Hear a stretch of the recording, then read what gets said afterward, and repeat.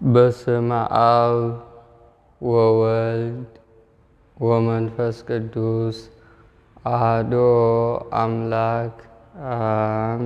ለዓለም የምትኖሩ የልዑል እግዚአብሔር ቤተሰቦች በአብ በወልድ በመንፈስ ቅዱስ ስም በያላችሁበት አካባቢ እንደየሰዓት አቆጣጠሩ ሰላም እግዚአብሔር ይድረሳችሁ። እንደምን ሰነበታችሁ? እንደምን አደራችሁ? እንደምን ዋላችሁ? አሜን። መድኃኔዓለም አምላካችን ስለ ቸርነቱና ስለ ምሕረቱ ሁልጊዜ አባትነት ፍቅሩንና የአምላክነት ኃይሉን ስለሚያበዛልን በልጆቹ በእኛ አንደበት ሁልጊዜም ስሙ ይክበር ይመስገን። አሜን። ዛሬ እንደ መድኃኔዓለም ቸርነት የምንማማርበት የትምህርታችን ርዕሱ የሚሆነው በክፉ መንፈስ እድላችን ሲወሰድ የሚኖሩን 5 የህይወት ገጽታዎች እና እድል ከተወሰደ በኋላ እንዴት ይመለሳል በሚል ርዕስ ይሆናል። አምላካችን መድኃኔዓለም ጉባኤያችን ይባርክልን። የበረከትና የመናፍስትን ሚስጥር የህይወትን መሰረትና ጊዜውና ዘመኑን የምናስባርክበትን ኃይል የምናገኝበት እንዲሁም የክፉ መናፍስትን አሰራር የምናውቅበት ጉባኤ ያድርግልን። እንደሚታወቀው አያይዘን ከትምህርታችን በተጨማሪ ብዙ ጊዜ የበረከት ስራዎችን እንሰራለን። መድኃኔዓለም የምታደርጉትን አገልግሎት በሙሉ በቸርነቱና በፍቅሩ የኔንም የናንተንም ይባርክልን። አሜን። አሁን ደግሞ ከፊታችን የሰኔ ጾም ገብቷል። በዚህ በጾም ደግሞ ለሐምሌ ገብርኤል የቅዱስ ገብርኤል ደብር የምናሟላቸው አንዳንድ የቤተ ክርስቲያን ንዋያተ ቅድሳት አሉ እና ሁላችሁም በዚህ የበረከት ስራ በዚህ በጾሙ እንድትሳተፉ በቅዱስ ገብርኤል ስም እንማጸናችኋለን። የምንገዛው ወይም የምናሟላው ያሰብነው መድኃኔዓለም በቸርነቱ ከፈቀደልን አንደኛ ትልቁና ዋናው መንበር ነው። ለቅዱስ ገብርኤል ደብር መንበሩ የቆየ መንበር እንገዛለታለን። መንበር ከ300 እስከ 500 ሺህ ብር ነው የሚፈጀው አንዱ ለመግዛት እንኳን ያውም ትንሹን ነው። ከፍ ሲል እስከ 800 ሺህ ይሄዳል። ስለዚህ ይሄን ለመግዛት ደግሞ ያው የብዙ ሰዎች እገዛ ስለሚያስፈልግ በዓሉ ከመድረሱ አስቀድመን ይህን የበረከት ስራ ቀርጸን ወደ እናንተ ለማቅረብ ተገደናል ማለት ነው። የመጀመሪያው መንበር ነው። ከዛ ንዋያተ ቅድሳት መካከል ደግሞ የካህናት አልባሳት ከቻን የሰንበት ትምህርት ቤት አልባሳት፣ ምንጣፍ ለቅዱስ ገብርኤል ለዓመታዊ በዓል ሲደርስ ባዶ እጅ መቼም ወደ እግዚአብሔር አይቀርብምና ለበዓሉ ስጦታ ተይዞ ነው የሚቀርበው። ለዛ የሚሆን ስጦታ ለቅዱስ ገብርኤል ለሐምሌ ገብርኤል ማለት ነው። ይሄን አንድ ላይ አድርገን ቀድመን አዘጋጅተን ለበዓሉ እንቀርባለን ማለት ነው። ከሐምሌ ገብርኤል በተጨማሪ ሐምሌ አጋዕዝተ ዓለም ስሉስ ቅዱስ ይነግሳሉ። የዛን ጊዜም ዝክር አስበናል። የሐምሌ ሥላሴ ዝክርም አለን። እንግዲህ እንደቻላችሁት ግን ትልቁ የሐምሌ ገብርኤል መንበሩ ስለሆነ ያው ዝክሩ ብዙ ወጪም ስለማያስፈልግ ብዬ ነው። ያንን እንድታግዙኝ በአጋዕዝተ ዓለም ቅድስት ሥላሴና በታላቁና በራማው መልአክ በፈጣኑና በኃያሉ መልአክ በቅዱስ ገብርኤል ስም እጠይቃችኋለሁ። መድኃኔዓለም ይሄን ስራ አስፈጽሞ የበረከትና የጸጋ ስጦታ የምንቀበልበት ከአጋዕዝተ ዓለም ሥላሴ ዘንድ ኃይልና ሞገስን የምንቀበልበት የበረከት ስራ ያድርግልን። አሜን። እንግዲህ ብዙ ጊዜ ስለ እድል ተምረናል። እድል ማለት ምንድነው? እድል እንዴት ነው የሚወሰደው? ከተወሰደስ በኋላ እንዴት ነው የሚመለሰው? የሚሉ ትምህርቶችን ተምረናል። ዛሬ ደግሞ ካለን ትምህርትና እውቀት የበለጠ የሚያጎለብትልንን እድላችሁ የተወሰደ ሰዎች የሚኖራቸው የህይወት ገጽታዎችን 5 ነጥብ አንስተን እንማማራለን። በመጽሐፍ ቅዱስ እድል የሚለውን ቃል ዕጣ ክፍል፣ እድል ፋንታ እያለ በብዛት ይጠቅሰዋል እና እድል የሚለው ሰው ሲወለድ አጋዕዝተ ዓለም ስሉስ ቅዱስ ለሰው ልጆች ከሚሰጡት ስጦታ መካከል አንዱ እድል ነው። በተለያየ መንገድ ህይወትን ሰላማዊና የተረጋጋ አድርገን የምንመራበት እድል ነው። በብዙ በረከቶች እንድንባረክ የሚያደርገን እድል ነው። በተሰማራንበት የህይወት ጎዳናም ስኬታማና የፈለግነውን ደረጃ እንድንደርስ የሚያደርገንም እድል ነው። እንደ ሰው ብዙ እድሎች ይሰጡናል። እንደተገኘንበት ዘርም የእድል አሰጣጥ ይወስናል። በጻድቃን ዘር እና የቅዱሳን ዘር ከሆን የእድል ምንጮቻችን ሰፋ ሊሉ ይችላሉ። ያው በአምልኮት በጣዖት አምልኮት ስር ግንድ ከተገኘን ደግሞ በዛው ልክ እድሎቻችን ሊቀንሱ ይችላሉ። ግን አንድ ሰው ሆነም አልሆነም በባዶ የተፈጠረ ፍጥረት የለም። አጋዕዝተ ዓለም ሥላሴ በቸርነታቸውና በፍቅራቸው የሰው ልጅ በሙሉ ከፈጠሩ በኋላ የተለያዩ እድሎች ይሰጧቸዋል። ከነዚህም ውስጥ እድል የምንለው የትምህርት፣ የትዳር፣ የእውቀት፣ የማገናዘብ፣ የስራ ከዛም በላይ ምድራዊ ህይወትን የመምራት የሰላም የውስጣዊ ሰላም እድል፣ የአለመጨነቅና የረብሻ የሚያመጡትን ነገሮች በሙሉ የሚያስወግድ እድል፣ የተለያዩ ብዙ እድሎች አሉ እና ክፉ መንፈስ በብዛት የሚያጠቃና የሚዋጋን ይህን እድል እየወሰደ ነው።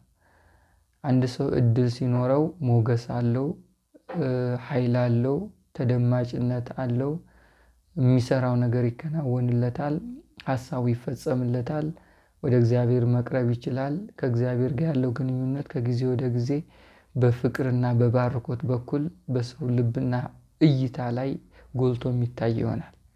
የመንፈሳዊ ኃይልና የመንፈሳዊ ታሪክም እድል አለ። ስለዚህ ብዙ ጊዜ ሰዎች አብዝተው የሚፈትኑን ይህንን ነው። የእድል መንጠቅ እና የእድል ማሳጣት ውጊያ የሰው ልጆችና መናፍስት የሚጀምረው ገና ስንወለድ ነው።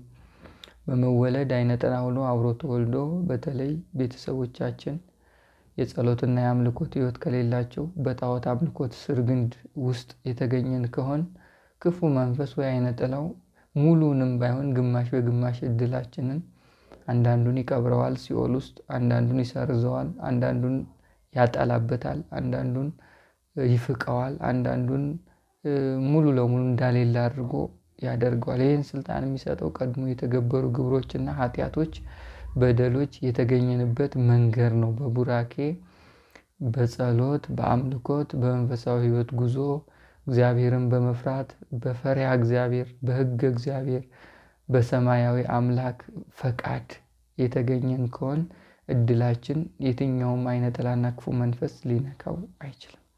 ግን ዝም ብሎ በመጠጥ፣ በስካር፣ በመዝለል፣ በእንጀራ ማሯሯጥ ከዛም በተጨማሪ ደግሞ በዝሙት፣ በስካር የተወለድና የተገኘን አይነት ሰዎች ከሆን እድላችን በአንድም በሌላም በኩል የዲያብሎስ ሐሳብና የሱ የሆኑ ፈቃዶች ስለሚኖሩ በብዙ መንገድ ይወስዳል እና የሰው ልጅ ካደገ በኋላ ትልቁ ውጊያውና ትግሉ የሚሆነው እድሉን ማግኘትና አለማግኘት፣ በእድሉ መኖርና አለመኖር፣ እድሉን እንዴት እንደሚያገኝና በምን አይነት መንገድ እንደሚመለስለት በዚህ ትግል ውስጥ እድሜውን አብዛኛውን እድሜው ጊዜ ይፈጃል። ያለ ጊዜ፣ ያለ ሁኔታ፣ ያለ ቦታ፣ ያለ ሰዓት ነገሮቹ እንዲከናወኑና እንዲሆኑ የሚያደርገው እድል ከመጥፋት አንፃር። ወደ መጽሐፍ ቅዱስ እንምጣ እስኪ። መጽሐፈ መክብብ ምዕራፍ 9 ቁጥር 11 ላይ እንዲህ ይላል፣ እኔም ተመለስኩ ከፀሐይ በታች ሩጫ ለፈጣኖች፣ ሰልፍ ለኃያላን፣ እንጀራም ለጠቢባን፣ ባለጠግነት ለአስተዋዮች፣ ሞገስ ለአዋቂዎች እንዳልሆነ አየሁ። ጊዜና እድል ግን ሁሉን ያገናኛል ይላል። ምንና ምን? ጊዜና እድል ሁሉን ያገናኛል፣ ሁሉን ይገናኛቸዋል። አሁን ይሄ እድል የሚባለው ሁሉም ነገር ወደኛ ህይወት መጥተው ከህይወታችን ጋር ተዋህደው በውህደቱ ውስጥ ደግሞ ሰላማዊ የሆነ ህይወትን እንድንመራና የሰው ልጆች በምድር ላይ ሊያገኛቸው የሚፈልገውና ማግኘት ያለባቸውን ነገር በጊዜው እንዲያገኝ የሚያደርግ ነው። አሁን ምን ይላል? ጊዜና እድል ግን ሁሉን ይገናኛቸዋል። ለምሳሌ አይምሮ እድል ነው፣ እውቀት እድል ነው። የእውቀት እድል፣ የትዳር እድሎች አሉ። እነዚህን እድሎች አንድ በጊዜ ሲሆን ሁለት ደግሞ እድሉ ራሱ ከኛ ጋር ሲሆን ጊዜውን ጠብቆ እናገኛቸዋለን። ማወቅ ያለብንን ነገር በእድሜ እርከን ውስጥ እናውቃለን። የትዳር ጊዜውም ሲደርስ በትዳር ውስጥ የምናልፍበትን ቡራኬ ይሰጠናል። ግን ይሄ ካልሆነና እነዚህ እድሎች ከተወሰዱ ሁሉም ነገር ከጊዜውና ከሰዓቱ አልፎ ረዝሞ ሰፍቶ ነው የምናገኘው። ውስብስብ ነው የሚለው እና እድልና ጊዜ መገናኘት አለባቸው። እድላችን ከኛ ጋር ሆኖ ጊዜው ደግሞ እድሉን የምንጠቀምበት ጊዜ፣ በልጅነት አይምሯችን መጠቀም፣ በወጣትነት የስራ በመጠቀም፣ በጎልማሳነት በትዳር በመጠቀም፣ በሽማግሌ በመከበር፣ በመደመጥ፣ በመፈቀር፣ በመወደድ መጠቀም። በጊዜው እድላችን ከኛ ጋር ሲሆን ሁሉም ነገር ክብሩንና ስጦታውን ጠብቆ ይሄዳል ማለት ነው። መጽሐፈ መክብብ ምዕራፍ 9 ቁጥር 9 ላይ እንምጣ ደግሞ በሕይወትህ አንተም ከፀሐይ በታች በምትደክምበት ድካምህ ይህ እድል ፈንታ ነው። እኛ እድል የምንለው እድል ፈንታ፣ እጣ ክፍል፣ ስጦታ ማለት ነው። እድል የለም የሚሉ ሰዎች አሉ እኮ አሁን አንዳንዴ እድል የሚባል ነገር የለም ይላሉ። እድል የሚባል ነገር የለም እና ዝም ብለን ነው እንዴ የምንኖረው? እኛ እኮ የእንስሳት አይነት ህይወት የለንም። በቅድስት ሥላሴ ልጅነት የከበርን የፈጠረን አምላክ ከሌላው ፍጥረቶች በአርአያውና በአምሳሉ የፈጠረን የሰው ልጅ ዋጋው ከፍ ያለ አምላክ የሞተለትና ሰው ሆኖ ያዳነው በስጋ የአምላክ ዘመድ የተባለ በአምላክ በስጋ የተዛመደን እንዴ ይሄ ስጦታ ነው። እጣ ክፍል አለን፣ እድል ፈንታ አለን። ይሄን እጣ ክፍል እያለ መጽሐፍ ቅዱስ የሚገልጸው በሰፊው እኛ እድል የምንለው ነው። ከንቱ በሆነ በሕይወት ዘመን ሁሉ ከፀሐይ በታች በሰጠ በከንቱ ዘመን ሁሉ ምን ይላል? ድካምህ እድል ፈንታ ነውና አንተም ከፀሐይ በታች በምትደክምበት ድካም ይህ እድል ፈንታ ነው። እድል ፈንታ ነው። አሁን እዚህ ጋር ከንቱ በሆነ በሕይወት ዘመን ከፀሐይ በታች በተሰጠ በከንቱ ዘመን ሁሉ አያችሁ፣ ከንቱ በሆነ ዘመን ውስጥ ከፀሐይ በታች የተሰጠ ምንድነው? እድል ፈንታ ነው። የምትደክምበት እድል ፈንታ ነው። አንደኛ በእድሜ ልክ የምትጠቀምበት ነው። ሁለተኛ የምትደክምበት ነው። ሶስተኛ ከፀሐይ በታች በስጋ እስካለ ድረስ ደግሞ ካንተ ጋር የሚኖር ነው። ይሄ እድል ፈንታ ይባላል። አሁን እስኪ ወደ መናፍስት ውጊያ እንምጣ። ክፉ መንፈስ የሰው ልጆች አብዝተውን ከሚፈትኑበት መካከል አንዱ እድልን እየወሰዱ፣ እድል ከተወሰደ በቁም የቀረን ማለት ነው። በቁም ብቻ ቀረ። በሕይወታችን እናስባለን፣ ሀሳባችን ግብ አይመታም። እናቅዳለን፣ በእቅዳችን የምንኖርበት ኃይል የለንም። እንማራለን፣ ትምህርቱ አይገባንም። እንሰራለን፣ በረከት የለንም። ለትዳር እንሞክራለን፣ ጓደኝነት፣ እጮኝነት እንይዛለን፣ ግብ አይደርስም፣ ፍጻሜ የለውም። እኛ የምንፈልገውን ህይወትና የምናቅደውን እቅድ ሌላው ይኖርበታል። በእኛ እድል ሌላው ይከብርበታል፣ ሌላው ይወልድበታል፣ ሌላው ተከብሮ በስጋ ደልቶት ይኖርበታል። ይሄ እድል የሚለው ነገር ላይ ብዙውን ውጊያ ይፈጥራል። አንደኛ እድል በክፉ መንፈስ ይወሰዳል፣ ክፉ ሰዎችም ይወስዱታል። በክፉ መንፈስ ሲወሰድ እና ክፉ ሰዎች ያው ሁለቱም በሰይጣን ነው የሚወሰደው። ሆነም አልሆነም ግን ምን አይነት ነው ጸባይ ነው የሚኖረው ወይ ምን አይነት ገጽታ ይኖረናል የምትለዋን ነጥብ 5 ነጥቦች ነው የምናየው። የመጀመሪያው ነጥባችን ይሄ እድላችን ሲወሰድ ምን አይነት ገጽታ ይኖረናል ለሚለው ድንዝዝ እንላለን። ፍዝዝ በቃ ድንዝዝ ፍዝዝና አዚማም የሆነ መደበት አይነት ጸባይ። ድንዝዝ ማለት ምንም የማይገባን የማንረዳ፣ ፍዝዝ ማለት ነገሮቹ ቶሎ የምናይበትን እይታ ማጣት። መፍዘዝ ማለት አዚም ትልቁ የአዚም ነገር አንደኛ በነፍስ የምናየውንና ማየት ያለብንን ነገር እንዳናይ የሚጋርድ ግርዶሽ ማለት ነው አዚም። አንዳንዴ ፍዝዝ የፊት ብርሃን ማጣት፣ ሞገስ ማጣት፣ የፊት የቅድስት ሥላሴ ብርሃን ፊታችን ላይ ማጠር፣ ይሄ አዚም ይባላል። አዚም አንደኛ ስራ እንዳንሰራ ይጎትተናል። ሁለተኛ እንዳንነቅተን ነገሮችን ቶሎ እንዳናስተውልም ያደርገናል፣ እንዳናይ ይከለክለናል። አዚም በጸሎት ጊዜም በየትኛውም ህይወት ግድ የለሾች እንድንሆን ያደርገናል። ለምንም ነገር ደንታቢሶች፣ ክብር የሌለን፣ ሞገስ የሌለን፣ ዝም ብሎ መናፍስት ፊታችን ላይ ቁጭ ያለና ፊታችን የከበደን አይነት ሰዎች እንድንሆን ነው የሚያደርገን። ይሄ የመጀመሪያው ውጊያ ነው። እድል ሲወሰድ አዚማም ነው፣ ድብት ነው የሚለን፣ ጫን። የመጀመሪያው ገጽታው ነው። ሐዋርያው ቅዱስ ጳውሎስ ወደ ገላትያ ሰዎች እንዲህ ይላል፣ ለእውነት እንዳትታዘዙ ማን ነው? ምን አዚም አደረገባችሁ? አዚም ያደረገባችሁ ማን ነው ይላል። ይሄ አዚም አሁን እንደዚህ ከፍ ብለን ስናነበው የማታስተውሉ የገላትያ ሰዎች ሆይ በዓይናችሁ ፊት ኢየሱስ ክርስቶስ እንደተሰቀለ ሆኖ ተስሎ ነበር። አያችሁ፣ ፊታቸው ላይ ተስሎ ነበር። በነፍስ ዓይናቸው ተገልጦ ነበር፣ ያዩት ነበር። ይህንና ለእውነት እንዳትታዘዙ አዚም ያደረገባችሁ ማን ነው? ይህ እይታችሁ ማን የከለከለው ማለት ነው። አያችሁ፣ አዚም እይታን ይከለክላል። በነፍስ ዓይን መድኃኔዓለምን እንዳታይ፣ ስነ ስቅለቱን እንዳታስተውል፣ ቅዱሳንን እንዳታይ፣ የነፍስ ዓይን እንዳይበራ የሚደረግ ፊት ላይ የሚቀመጥ መጫጫን አዚም ይባላል። ስለዚህ እድል ሲወሰድ ይሄ ነው የመጀመሪያው ገጽታ። አዚማም ነው። በቃ ዝም ብሎ ድብር ነው የሚል። ጠዋት ተነስታ ድብር፣ ቀኑ ሙሉ ፍዝዝ። የሚያስደስትና የምትነቀው ኃጢአት ላይ ሲሆን ብቻ፣ መጠጥ ሲሆን፣ አረቂዋን ፉት ስትል መጠጡ፣ ጭፈራው፣ ዝሙት፣ ወሬው፣ እርኩሳቱ ላይ አይን ይበራል። ለበጎና መልካም ላይ በግል ህይወት ላይ ፍዝዝ ያልከና ይሄ እድል ሲወሰድ የመጀመሪያው ገጽታ ነው። እድል የሚለው ንቃት ነው። አንደኛው ማስተዋል ነው። እድል ማለት በህይወት ውስጥ የምታስባቸውና እንደ ሰው ልተገብራቸው ወይም እንደ ሰውኛ ልትጠቀምባቸውና በስጋም በነፍስም እርካታ የምታገኝባቸው ነገሮች ላይ አዚም ሲጥለው ክፉ መንፈስ እድል ላይ አሁንም አዚም ጣጣለ ማለት ነው። ስለዚህ እድል የፊት ብርሃን ከሞገስ ከእይታ ጋርም ይገናኛል። ያ እድል ሲጠፋ እይታዎች በሙሉ አዚማምና ክፉ መንፈስ የተጫጫናቸው ይሆናሉ። ይሄ መጀመሪያው ነጥብ ነው። ለምሳሌ በአዚም ትምህርት ውስጥ የምናገኘው በሐዋርያት ሥራ ምዕራፍ 20 ቁጥር 9 ላይ አውጤኪስ የሚባል ወጣት ነበረ።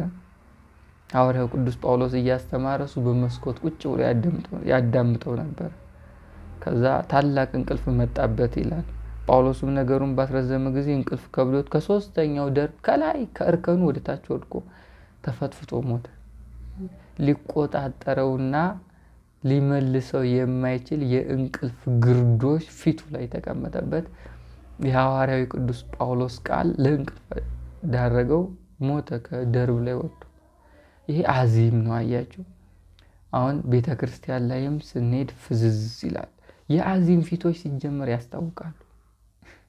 አዚም ቃለ እግዚአብሔር ሲነገር፣ እውነተኛ ሰዎች ሲያወሩ፣ በመንፈስ ቅዱስ የተባረኩና በጸጋ ያለፉ አባቶች ሲያስተምሩ የምታዩቸው ሰዎች ፊታቸው ላይ ጫን የሚለውና ድብት የሚለው እሱ ነው አዚም ማለት። ይሄ በመናፍስቱ ዓይንና ጉዞ ውስጥ ወይም በመናፍስቱ እይታ ውስጥ ስለኖሩ በቡራኬና በአምልኮት የኖሩ አባቶች ቃላቸው በመንፈስ ቅዱስ የተቃኘ ስለሆነ ያ ፊታቸው ላይ የተቀመጠውን መንፈስ እንዲገለጥ ስለሚያደርጉ፣ አሁን ትንሽ ስለመናፍስት ሲወራ ስንሰማ እንቅልፍ የሚጥላን እሱ አዚም ይባላል። እንዳናስተውል እንዳናውቅ የማወቅና የማስተዋል የመንፈሳዊ ህይወት እድልን ግርዶሽ መጣል። ስለዚህ እድሉ የተወሰደ ሰው አንደኛውና ዋናው ፈተናው ምንድነው ካላችሁኝ፣ ንቃት ማጣት፣ የፊት ብርሃን ማጠር፣ ነገሮችን አይናችን ፊታችን ላይ የክፉ መናፍስ የመቀመጥና በነፍስ ዓይን በኩል ልናየውና ልንደርስበት የሚገባው እውነታዎች ላይ እጥረት ማግጠም። ይሄ የመጀመሪያው እድል ሲጠፋ ነው። ሁለተኛው ነገሮችን የመረዳት አቅም ማጣት፣ የእውቀት ማጣት ነው። አዚም ማለት እድል ሲወሰድ እድል በብዛት ከእውቀት ጋር ነው የሚያያዘው። ለምሳሌ ሰው እድልን ሲወስድ ቶሎ ብሎ ካልኩሌት አድርጎ የሚወስድህ አይምሮውን ነው። ይሄ መናፍስቶች ያውቃሉ። አንደኛ ክፉ መንፈስ ለክፉ መንፈስ በመነጋገር ነው የሚያውቁ። መነጋገር ስላችሁ እኛ ላይ ያሉት መናፍስትና እድላችን ሊወስዱ ያሰቡ ሰዎች መንፈስ አንድ ደብተራ ወይም ጠንቋይ አሾክሿኪ ልኮ አንተን አጥንቶ ነው እድልን የሚወስድ። በእንደዚህ አይነት መልክ ስለሚወስድ አይምሮ ካለ ጎበዝ ከነበርክ በትምህርትም ነገሮችን በመረዳትም በመስራትም ነገሮችን ቶሎ በመጨረስም ፈጣን ከነበርክ ያን እድልን ይወስዱና እነሱ ጎበዝ ይሆናሉ፣ እነሱ ይሳካላቸዋል፣ ይማራሉ ማለት ነው። እስኪ አስተውሉት። በልጅነታችሁ በጣም ጎበዝ ነበራችሁ፣ ትምህርት ቤት ይሸለሙ ነበረ፣ ቤተሰብ ይወዳችሁ፣ ያከብራችሁ፣ ያፈቅራችሁ ነበር። በዚህ ልጅ ያልፍልናል፣ ነገ ኑሮ ይሳካልናል ይሉ ነበርና ፈጣን ነበራችሁ። ከጊዜ በኋላ ትምህርቱም አልገባችሁ አለ፣ የቤተሰብም ተስፋ ተሟጠጠ። ከምን አንፃር ነው ስንል ይሄ እድል ከመወሰድ ጋር ነው። እድል ተወሰደ የሚባለው አንደኛው እውቀት ሲወሰድ። ታዲያ ያ ሁሉ መጠበቅ ያ ሁሉ ለኛ የተነገረልን ዝና በልጅነት ያለን ፍጥነት እውቀት ነገሮችን መረዳት ምን አጠፋው ከጊዜ በኋላ የት ገባ ስንል ያው እድል ሲወሰድ ነው። እድል አይምሮና ከትምህርት ነገሮችን ቶሎ በፍጥነት ከማድረግና ከማስተዋል ጋር ስለሚያያዝ በብዛት እድል ሲወሰድ አይምሮ ድንዝዝ ነው የሚለው። ምንም አይገባም፣ ስራ አይገባ፣ ትምህርት አይገባ፣ ወሬ አይገባ፣ ጨዋታ አይገባ፣ ንግግር አይገባ፣ መንፈሳዊ ህይወት አይገባ። ምንም በቃ ልክ ድንጋይ ነው የምትሉት እንደዛ ነው የሚሆነው። ድንዝዝ ይላል። ምንም የማይገባው አይነት ሰው ነው የሚያደርግ። እና ብዙ ጊዜ ለመማር ሞክራችሁ የማይሳካ ከሆነ ለማወቅ እና በህይወትም ውስጥ ነገሮችን ቶሎ ብሎ ለመረዳትም የማትችሉ አይነት ከሆነ የማይገባችሁ አይነት ከሆነ ራሱ ይሄ የአይምሮ እድል ወይም አይምሮአችን ሲወሰድ አንዱ እድላችን ሲወሰድ ያለው ገጽታ ነው። እዚህ እድል ተወሰደ ሲባል ሁለተኛው ነገሮችን ማወቅና መረዳት ላይ ያለው አቅምና ፍጥነትን ማጣት ጋር የተያያዘ ነው ማለት ነው። እንዲህ ይላል እንግዲህ መጽሐፈ ምሳሌ 9:10 ላይ የጥበብ መጀመሪያ እግዚአብሔርን መፍራት ነው፣ ቅዱሱንም ማወቅ ማስተዋል ይላል። ቅዱሱን ምን ማለት ማወቅ ከዛ ማስተዋል። አሁን እድል ሲወሰድ እግዚአብሔርን የምትፈራበት ጥበብ፣ እግዚአብሔርን የምታውቅበት ጥበብ፣ ከዛም በላይ የምታስተውልበትንም ኃይል ታጣል። ማስተዋል ማለት ክፉና ደጉን የክፉ መንፈስና የእግዚአብሔርን ከዛም በላይ ዓለም ውስብስብ ያለ ማንነቷን እይታዎቻችን ከስጋዊ እይታ ባሻገር በነፍስ ማየት የምንችልበትን አቅም ማጎልበት ነው ማስተዋል። ቤተ ክርስቲያን የብዙ በረከቶች ምንጭ ናት። የመንፈስ ቅዱስ ማደሪያ ናት። የመላእክት ምዕዋደ መላእክት ትባላለች። መላእክት የሚረቡባት ናት። መብርሃን ዘወትር ልጆቿን የምትባረክበት ቦታ ነው። መድኃኔዓለም ፍቅሩንና ስጋውን ደሙን የሚሰጥበት ቦታ ነው። ይሄን ቦታ በነፍስ አይን በማስተዋል ሆነ ስታየውና ዝም ብሎ በስጋ ስታየው ይለያያል። በማስተዋል ስታየው አፈሩ ቅዱስ ነው።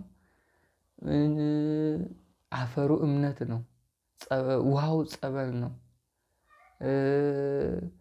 ቅጠሉ ቅዱሳኑ ቤተ ክርስቲያኑ የመድኃኔዓለም ስጋና ደም የታተመች ሰማያዊት እንደሆነች ታውቃለህ። ይሄ በማስተዋል ሲሆን፣ ዝም ብሎ ሲሆን ግን ቤተክርስቲያን ነው። ቤተክርስቲያን ውስጥ ያለው ዛፍ ነው፣ ግንብ ነው። ይሄንን ነው የሚነጥቅብህ። የእምነትህን ብርታትና መገለጥ ኃይል ማጥፋት፣ ይሄ ማስተዋልን መንጠቅ፣ መንፈሳዊ ህይወት ግን ማቀጨጭ፣ በመንፈሳዊ ጉዞ ላይ እና ታሪክ ላይ ግርዶሽ መጣል። ይሄ አንዱ እግዚአብሔርን እንዳታውቅ ወይም የምታውቅበትን እድል ማጣት። ስለዚህ ከእውቀት ጋር የነፍስ እውቀት የማስተዋል የእምነት ኃይል መገለጥና በእምነት ከፍ ማለት፣ በስጋ በትምህርት ነገሮችን ቶሎ በመረዳት በሁለቱ ጎን እድል ሲወሰድ ትራቆታለህ ማለት ነው። መድኃኔዓለም ማስተዋልን ይስጥ። እዚህ ሁለተኛ እድል ተወሰደ ማለት ነገሮችን የምናውቅበት የምናስተውልበት አቅም ላይ ማጣት ወይም ቶሎ ተረተን ቶሎ ወደ ተግባር እንዳንለውጥ ማድረግ። ይሄ ነው አሁን ከመናፍስ ጋር ባለው ውጊያ ብዙ ጊዜ እንማራለን፣ ግን አይገባንም። ስንት ዓመት ተምረን አሁንም ከሰይጣን ጋር እየተዋጋን። የምናሸንፍበትን መንገድ የምንጥልበትን አቅጣጫ አናውቀውም። ለምን? እድል ተወስዷል። ወደ ተግባር እንድትለውጥ የሚያደርግ እድል አይደለም። በመንፈሳዊ ህይወት የመንፈሳዊ ህይወት እድል አለ። እሱ ስለተወሰደ እኮ ነው 20 ዓመት 30 ዓመት እየታገሉ የሚኖሩ ሰዎች አሉ። በሰከንድ የምጥለው መንፈስ እኮ ነው ይሄን ሁሉ እድሜን የሚበላው። ይሄ እድል መወሰድ ከእውቀትና ነገሮችን ከማስተዋል ከእምነት ብርታትና እድገት ከመንፈሳዊ የታሪክና ወደ እግዚአብሔር የመቅረብ መፍት ላይ ሌላው ትርጓሜ ያለው ማለት ነው። እሺ መጽሐፈ ሲራክ ላይ እንዲህ የሚል ቃል እናገኛለን። መጽሐፈ ሲራክ ምዕራፍ 11 ቁጥር 15 ላይ ጥበብ ማስተዋልና ሕግን ማወቅ ፍቅርና መልካም ስራ መስራት ከእግዚአብሔር ዘንድ ይመጣሉ። አያችሁ ስጦታ ናቸው ማለት ነው። አንድ ጥበብ እግዚአብሔርን ማወቅ፣ መፍራት፣ ፍቅር፣ መልካም ነገር ማድረግ እነዚህ ከእግዚአብሔር የሚመጡ ከእግዚአብሔር ዘንድ ይመጣሉ። የእግዚአብሔር ስጦታዎች ናቸው ማለት ዕጣ ክፍልም እድልም ናቸው። ጥበብ እድል ነው። እውቀት እድል ነው። ማስተዋል እድል ነው። ፍቅርና መልካም መስራትም የእድል ውጤቶች ናቸው። እነዚህ ከእግዚአብሔር ዘንድ ይመጣሉ እና እድል ሲወሰድ እነዚህ ነገሮች በሙሉ ካንተ ይጠፋሉ። ኑሮን የምታሸንፍበት ጥበብ፣ መንፈሳዊ ህይወትን የምታለመልምበት ጥበብ፣ ነገሮችን የምትረዳበት ጥበብ፣ ማስተዋል፣ የእምነት ኃይል ከፍ የሚልበት ጥበብ፣ ሌሎችን የምትወድበትና የምታይበት የፍቅር ጉዞ፣ መልካም ስራ እንድታስተውልና እንድትሰራ የሚሆንበትን ኃይልና አቅም በሙሉ በእድል ውስጥ የታሰሩ ናቸው። እንግዲህ እድል ሲወሰድ ይሄ ሁሉ ነው የሚወሰደው። መድኃኔዓለም ማስተዋሉን ያድልን። ሶስተኛ እድል ሲወሰድ በህይወታችን ውስጥ የሚኖረን ገጽታ ሁሉ ነገር የማይሳካለን ይሆናል። ይሄ ትልቁ ጉዳት ነው። ሐስበን ሐሳባችን የማይሳካ፣ ተምረን በትምህርት ስኬታማ ማንሆን፣ ሰርተን በስራ ውጤታማ ማንሆን፣ በትዳር ትዳር የማንይዝ ብንይዝ የምንፋታና የማንደሰትበት አይነት ትዳር መሆን፣ በሽምግልና የሰው እጅና የሰው ፊት ላይ መውደቅ፣ ሽምግልናው ክብሩን ማጣት፣ በእርጅና እግራችን እጃችን አይናችን በአይነ ጥላ መተሳሰር፣ ሁሉ ነገር የማይሳካለት መካን የማይሳካለት ሰው ብለህ ጻፍ ብሎ ትንቢተ ኤርምያስ 22 መጨረሻው ላይ ያለው ቃል የኛ ህይወት ገጽታ ይሆናል። ስለዚህ ይሄ ሁሉም ላይ ያለመሳካት ገጽታ እድል የመወሰድ ባህሪ ነው ማለት ነው። እና ብዙ ጊዜ የሆነ ጊዜ ላይ ጥሩ እንሄድና ከሆነ ጊዜ በኋላ ነገሮች የሚበላሹት ጠላት ሲመጣ፣ ክፉ ኃይል ሲመጣ፣ መናፍስት ሲዋጉን ያን ጊዜ ነው ሁሉም እየተበላሸ የሚመጣው። ስለዚህ ይሄን ሌላው አንዱ እድል ሲወሰድ የሰው ልጆች ገጽታቸው ነው። ሁሉም ነገር አይሳካም። ስራ ብንጀምር ከስራ እንባረራለን። ጓደኛ ብንይዝ ጓደኛ ዝም ብሎ ይሸሸናል ያለ ምክንያት። ትዳር ብንይዝ ደስተኞች አይደለንም። በትዳሩ ጭቅጭቅ ነው፣ ንትርክ ነው፣ መከባበር የለም፣ ፍቅር የለም። በትዳር ውስጥ ያለውን ጣዕምና ባርኮት አንቀምሰው። ትምህርት አይገባንም። የተማርነው ሌላ የምንሰራው ሌላ ነው። ይሄ እድል መወሰድ አይደል ታዲያ? እዚህ እድል ሲወሰድ የሚኖረን ገጽታ አንዱ ሁሉም ነገር አይሳካም። መድኃኔዓለም ይርዳን። አራተኛው ተደማጭነት፣ ተከባሪነትና ተፈቃሪነት ማጣት። በሁሉ ሰው ነገር የሚገንብን፣ ሁሉም የሚጠላን፣ ቤተሰብ የሚጠላን፣ ጓደኛ የሚያገለን፣ ዘመድ የሚያንቋሽሸን፣ በስራ ቦታ የሚጠሉን አይነት ሰዎች እንሆናል። ተናግረን ንግግራችን አይደመጥም፣ አይወደድም፣ አይፈቀርም። ነገር የሚገንብን ይሆናል። ይህ በንግግርና በማውራት በቤተሰብና በሌላው ዘንድ ባለን ሰላማዊ ሶሻል ላይፍ ላይ ሰላማዊ የሆነ ነገር አይኖረንም። ይናጋል። እድል ሲወሰድ እንደዚህ ነው የሚሆነው። ከሰው ጋር አውርተን አንግባባም። እንኳን ለትዳር፣ እንኳን ለህይወት፣ እንኳን ለጓደኛ፣ እንኳን ለቤተሰብ ይቅርና ዝም ብለን እንደዚህ ያገኘናቸው ሰዎች እንኳን ሀሳባችን እንቃረናለን። ዝም ብሎ በሆነ ጉዳይ ተገናኝተን እየተጨዋወትን እንኳን ጨዋታችን መግባባት የለውም። እና ዛሬ እንደ ሀገርም ብዙ ሰው ይሰበሰብና በሀሳብ አይስማማም። እንደ ቤተክርስቲያንም እንዲሁ ይሰበሰብና አውርቶ መበተን። ፍሬ ላይ እና ወደ ተግባር የሚለወጥ ላይ የለም። ይሄ እድል ከመወሰድ አንጻር ነው። የትንሽ ሰዎች እድል ሲወሰድ ከዛ ወደ ማህበረሰብ ሲገባ ከዛ ወደ ከፍ ከፍ ሲል የሀገር እድል እንደተወሰደ ቁጠሩት፣ አስቡት። እና እንደ ሀገር ዝቅ ያልነው እንደ ወገን የደህየ ነው። እርስ በርስ የማንዋደደው የማንፋቀረው በጎሳና በዘር በትውልድና በቋንቋ የተከፋፈልንና የምንፈላለገው ተፈላልገን የምንከባበረው ይሄ ወዶ አይደለም። ከመናፍስት አሰራር አንዱ እሱ ሆኖ ሳለ ከእድል ጋር የሚያያዝ የተነጠቀን ነገር አለ። እንደ ኢትዮጵያ ወደኋላ የተጎተትንበት ነገር አለ። ያጣነው ነገር የተራቆተ ነገር እውነተኛ እኛ ሆነን አይደለም የምንኖር። የቅዱሳን ቃል ኪዳን ነው የሚያኖረን።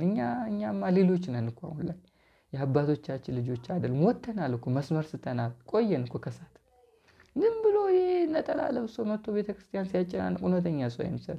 ዞር ሲል የሚሰራው ሌላ። ወይ ጉድ! የውስጡን እንግዲህ እግዚአብሔር ይኸው እና ይሄ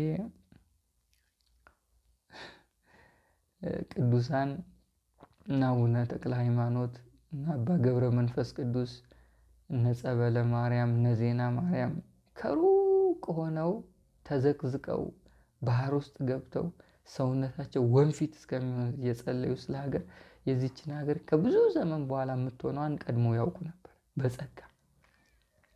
በጸጋ ስለሚያውቁ ስለሷ አብዝተው ወንዝ ውስጥ እና አቡነ ተክለ ሃይማኖት 100 ዓመት ማለት እና አቡነ ገብረ መንፈስ ቅዱስ 100 ዓመት ተዘግዝቀው ስለዚች ሀገር ጸልየዋል። ከዛ እና አቡነ ተክለ ሃይማኖትን አፍርተዋል። የእነሱ ቃል ኪዳን ነው ዛሬ የሚያኖረን ነው። የእነሱ ጸሎት ነው የሚያኖረን። ቤተክርስቲያን ብዙ የተበላሸ ነገር እያለ ክብሯ ሳይጠፋ ኃይሏ ሳይጎድል እግዚአብሔር ሳይርቅ ሞገሷ ሳይቋረጥ አለ። ሀገርም በብዙ ጎዳና እየተበጠበጠችና ደም እየፈሰሰ ዲያብሎስ እንደፈለገ የተወራጨ የሶዶማውያን መንደር አልሆነችም። የእግዚአብሔር ክብር አልጠፋም ከሀገሪቱ። ያ ቃል ኪዳን አኖረን፣ ይኸው እያኖረን ነው። የቀደሙ አባቶች ጸሎት ያኖረን። ይሄኛው ትውልድ አይሆንም፣ ገና ነው። ብዙ ተጎርቶ ካልሆነ አይመለስም። ገና አመል በለው፣ ሱስ በለው፣ ነገረኛ ነው፣ ተንኮል ለምዷል፣ ጣዖት አምልኮት ለምዷል። በየቤቱ የከበሩና ትልልቅ የሚባሉ ሰዎች በአጠቃላይ ቀጥታ የሚሆን ቀጥተኛ ባልሆነ መንገድ ከሰይጣን ጋር የተገናኙ ናቸው። ለዲያብሎስ በግ እያረዱ እኛ ለበዓል የምንበላቸውን በጎች ዲያብሎስ ወሰዳቸው እኮ። እኛ ምን እንብላ ታዲያ? ለሰይጣን ተገብረው እና ፎቅ ያለው ምናምን እውነተኛ ሰው አይመስላቸው አለ። ኮተት አለ። ሚሊዮነር ቢሊዮነር የሚባሉ ሰዎች እውነተኞች ሰዎች አይመስላቸው። የሆነ ኮተት አለ ከጀርባቸው። እነዚህ ደግሞ ቤተክርስቲያን መጥተው ይሰራሉ። ንግስ ሲመጣ ያነግሳሉ፣ ይሳለማሉ፣ ይጸልያሉ።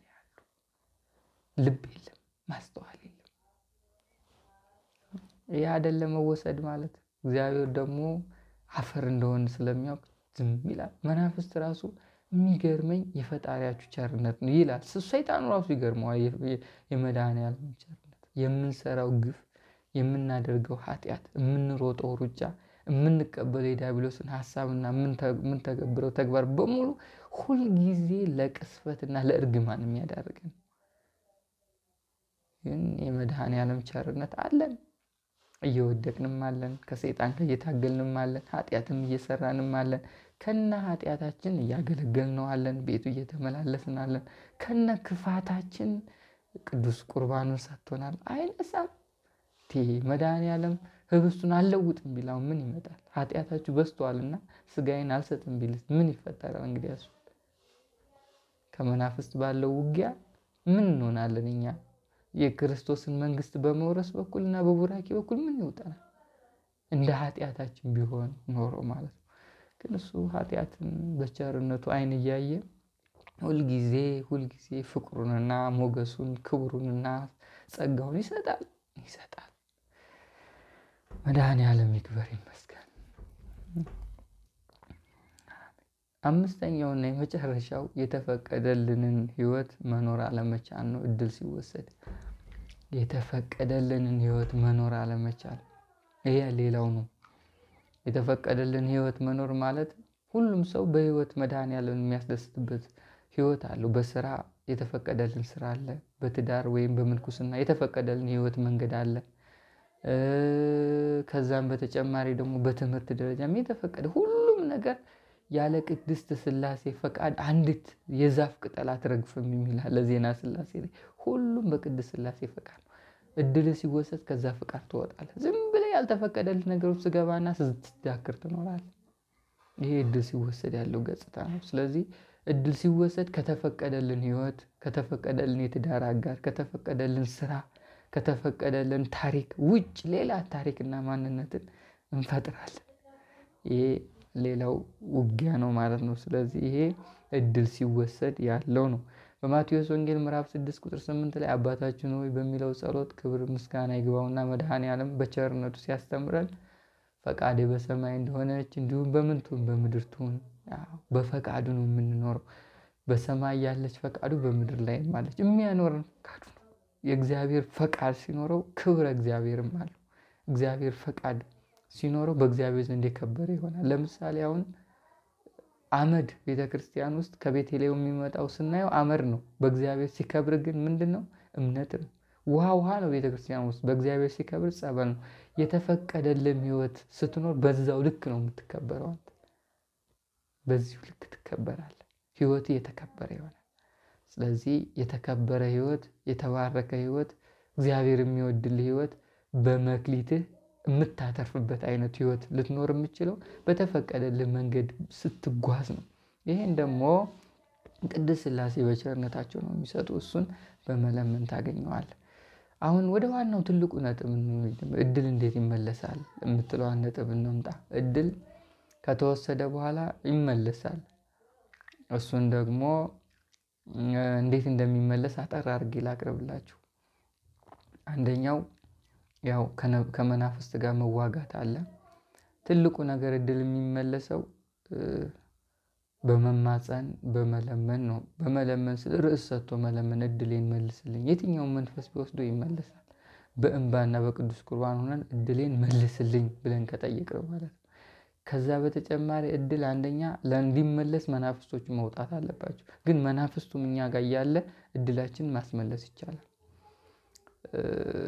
አሁን ትዳር ስጭን ብለን አብዝተን መብራን ስንለምናት መብራን ትዳር ከመስጠቷ በፊት መጀመሪያ የምታስመልስልን የትዳር እድላችን። ስራ ስጭን ብለን አብዝተን ስንለምናት ስራ ከመስጠቷ በፊት መጀመሪያ የምታስመልስልን የስራ እድላችን። እንደዛ ስለሆነ በሁሉ ነገር ሲዘጋጋ የስራ እድሌን፣ የትዳር እድሌን አስመልሽልን እያል በእንባና በቅዱስ ቁርባን በአምልኮትና በጸሎት በመትጋትና በመጠበቅ ሆነን ከተመለስን ከጠየቅን ይመለሳል። በንጽህና ንስሐ ገብተን ከተማጸንን ከጸለይን ከጠየቅን የትኛውም ነገር ይሆናል። በመናፍስ ጋር ውጊያ ያለውን ቀድመን እንደምናውቀው መዋጋት ነው። እድሉ እንዲመለስ ግን ርዕስ ሰጥተን መጠየቅ ነው። የትዳር እድሌን፣ የሥራ እድሌን፣ የእውቀት እድሌን መልሽልኝ፣ አስመልሽልኝ ብለን የሁሉም እናትና እመቤት ስለሆነች መብራን ስለማትጨክን እሷን ጠይቀናት እድሉ ይመለሳል ማለት ነው። መድኃኒዓለም በቸርነቱ የተወሰደው እድል ይመልስልን። አሜን። ወስብሐት ለእግዚአብሔር። ይቆያል።